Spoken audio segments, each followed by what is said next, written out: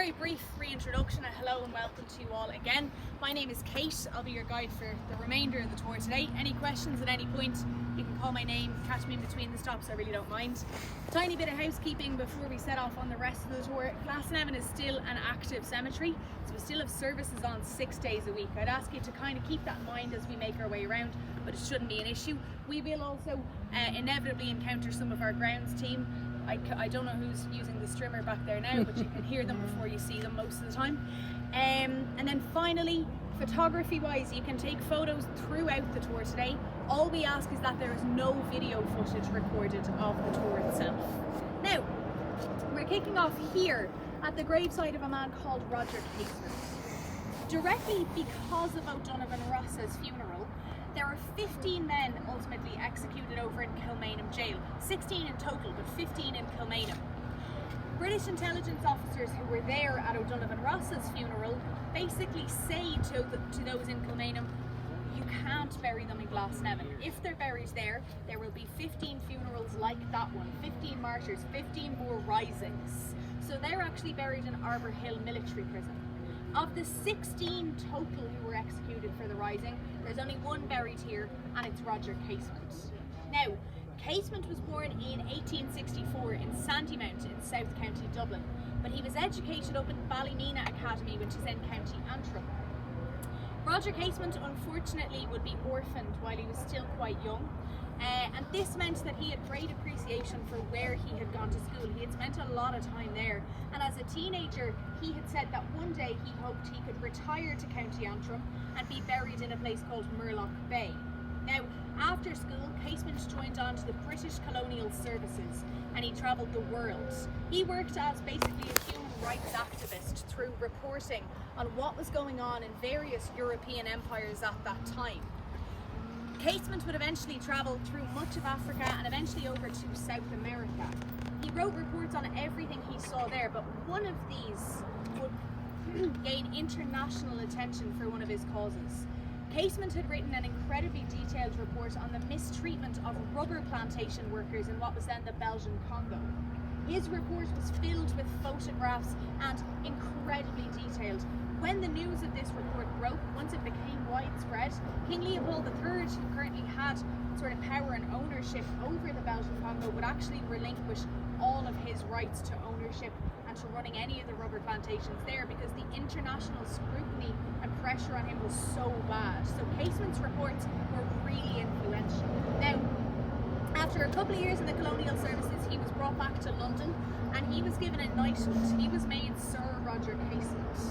He then retired from the colonial services. He stayed in London for a while and he starts to get back in touch with the pretty heavy Irish population in London at that time. So much so that Casement eventually rejects the knighthood he's been given. He refuses to acknowledge it in his personal life and goes by just Roger Casement. By 1913 he's back in Dublin and he helps to establish a group called the Irish Volunteers. Now, at the outbreak of the First World War in 1914, Roger Casement makes travel plans to head over to Germany.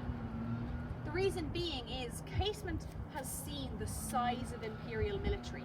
Looking around at the Irish Volunteers, he's very aware of the fact that they have not nearly enough guns nor ammunition to stage a significant rising or rebellion.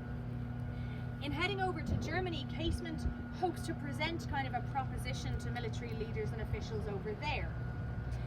While a state of war exists between Germany and Britain, an Irish rising or rebellion is actually going to be quite advantageous for the Germans because it'll have to be suppressed by the British Army. This will distract from their own war efforts, but the Irish need a bit of help to get this rebellion going. So the Germans award Casement and the Volunteers 20,000 guns and 1 million bullets. They're going to send them over in a ship in April of 1916. Now, the Aud is the ship that they're brought over on. It sails to Bannastrand, which is down near Tralee in County Kerry in the southwest of Ireland. The Aud is set to arrive at Bannastrand anywhere between the 21st and the 23rd of April. And the agreement is, without having a set date and time it's going to arrive, they're going to decrease the chance of being caught. But this somewhat backfires.